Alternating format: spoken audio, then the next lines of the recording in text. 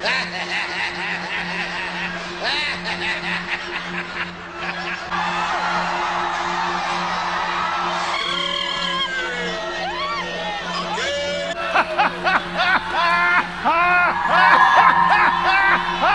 tem que ser o super-herói do povo. Exatamente, você tem que ser um super-herói. O propósito que eu vou fazer é de R$1.000 para cada um.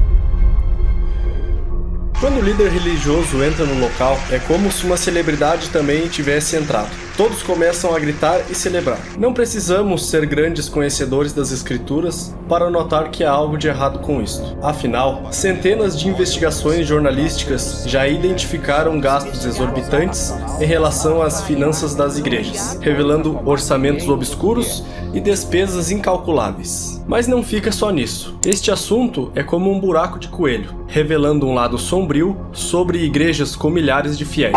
Carros de luxo, mansões gigantescas, jatinhos particulares e pastores com patrimônios que chegam perto da casa do bilhão. Neste documentário, vamos explorar a fundo este assunto, o uso da fé para manipular massas de fiéis.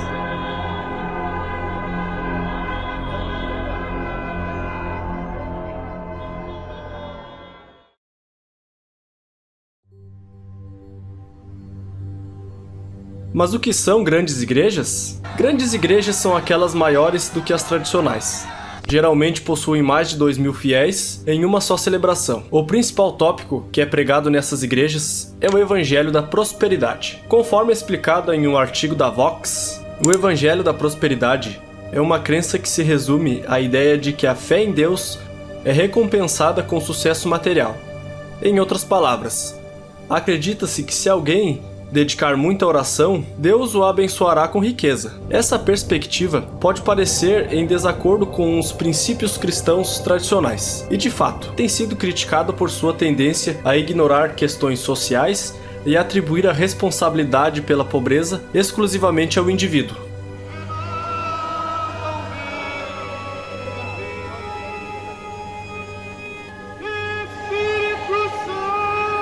Essa doutrina explica que, se alguém está passando por dificuldades financeiras, é porque lhe falta fé suficiente.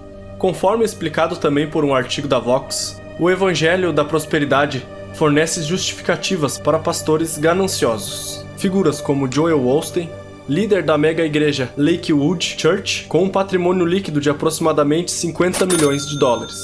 Muitas vezes não sentem a necessidade de ocultar a renda que recebem da igreja, pois acreditam que sua riqueza é um incentivo de sua fé e santidade. Na verdade, houve especulações de que a crise imobiliária de 2008, em parte, foi agravada por pessoas que aderiram ao Evangelho da Prosperidade, fazendo empréstimos hipotecários que não poderiam pagar, baseando-se na crença de que Deus recompensaria sua fé. Na verdade, além disso, esse fenômeno não se limita aos Estados Unidos. Como observado pela Reuters, a riqueza dos líderes de mega igrejas na África tem sido objeto de controvérsia há anos. E, é claro, não podemos esquecer do Brasil. Os membros das congregações das igrejas são frequentemente ensinados a concentrarem-se na sua própria existência e nos seus problemas, contrariando muitos ensinamentos cristãos que conhecemos. Da mesma forma, os fiéis são frequentemente incentivados a enxergar Deus como um meio de alcançar suas ambições pessoais. Essa perspectiva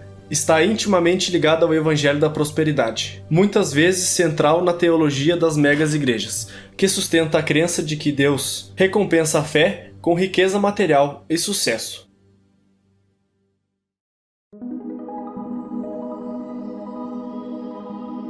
Qualquer pessoa criada como cristã provavelmente tem uma lembrança da infância de ficar entediado até as lágrimas na igreja e possivelmente de ser repreendido por causar confusão. Os cultos de adoração nunca tiveram a intenção de ser divertidos ou emocionantes. Eles pretendem ser instrutivos, unir as pessoas na fé e reforçar os preceitos do cristianismo. Já nessas igrejas, a adoração se transforma em entretenimento, o que leva a um crescente exagero, à medida que a necessidade de manter os fiéis entretidos aumenta o valor do entretenimento em detrimento de um conteúdo espiritual, tornando a adoração sem sentido. Afinal, não se consegue saber se está na igreja ou no show do Guns N' Roses. Edir Macedo, o fundador da Igreja Universal do Poder de Deus, que também tem templos nos Estados Unidos, é de longe o pastor mais rico do Brasil, com um patrimônio líquido estimado pela Forbes em 950 milhões, ou cerca de 1,9 bilhão de dólares. Macedo é escritor evangélico e já vendeu mais de 10 milhões de livros, todos ligados à religião. Porém, foi realizado na década de 80, quando adquiriu o controle da emissora da televisão Rede Record, atualmente a segunda maior emissora do Brasil. Vários vídeos vazados do bispo, incluindo um que ele ensina os seus pastores a como conseguir dinheiro dos fiéis. Neste jogo de futebol está em campo a cúpula da Igreja Universal do Reino de Deus. Você tem que chegar a esse povo. Ó, pessoal, você vai ajudar agora na obra de Deus. Se você quiser ajudar, amém. Se não quiser ajudar, Deus vai andar outra pessoa para ajudar, amém. Entendeu como é que é? Se quiser, bem, se não quiser, que se dane. Ou dá ou desce. Entendeu como é que é? Agora, é isso aí. Onde está abrindo o É, porque aí o povo vê coragem em você. O povo tem que ter confiança e coragem. O povo Tem que ser o super-herói do povo. Exatamente, você tem que ser um super-herói. Ó, pessoal, nós vamos fazer isso aqui, é o grande desafio. O valente, o macho. Agora, eu fiz isso. Eu peguei a Bíblia. Oh, Deus, ouça essa palavra, então joga-nos fora aí. Acaba a Bíblia. Lá, meu. Além de virar réu por quadrilha e lavagem de dinheiro. A investigação revelou um levantamento sigiloso do Ministério Público de São Paulo, que mostra como a Igreja Universal embolsou, entre 2011 e 2015, 33 bilhões, apenas em depósitos bancários, que nem de longe são a principal fonte de captação da Universal. Entre os depósitos estão transações sob suspeita das autoridades. Outra notícia diz que o bispo Edir Macedo dobrou o seu lucro ao aventurar-se em outro empreendimento, o Banco Digimais. Isso ocorreu após ser envolvido em uma polêmica sobre o faturamento da emissora Record TV, que recebeu uma verba misteriosa de 3,2 bilhões. A Justiça abre processo criminal contra Edir Macedo. Ele é denunciado pelo Ministério Público por comandar uma quadrilha que desvia dinheiro da Igreja Universal para comprar... Já o ex-bispo da Igreja Universal do Reino de Deus, o apóstolo Valdomiro Santiago, recebeu 15 condenações em menos de 30 dias. Outra investigação começou após um vídeo ser divulgado na internet com Valdomiro anunciando sementes de feijão com poderes para curar a Covid-19. Gente curada de coronavírus, ele está terminal, né? Podemos dizer assim, gravíssimo. E Deus operou e fez maravilha. E está ali o exame para quem quiser.